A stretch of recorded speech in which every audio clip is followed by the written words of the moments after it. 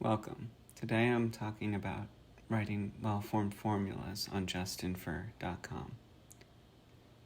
Significant efforts have been made to make typing well-formed formulas as user-friendly as possible. Spaces do not matter. You do not need to include the first and last parentheses when those are the first and last characters.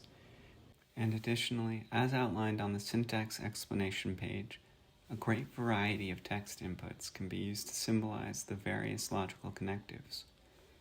All of these inputs will be translated to the symbol chosen for that connective, given your settings.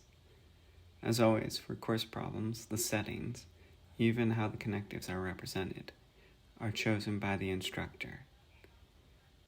Please note that the letters A, E, and V cannot be used to represent sentence letters or predicates.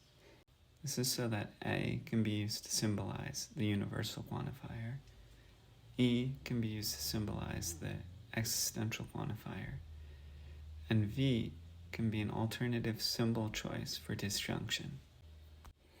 If you're still unsure what will count as a well-formed formula on JustInfer, I suggest you check out the detailed guide on the syntax explanation page.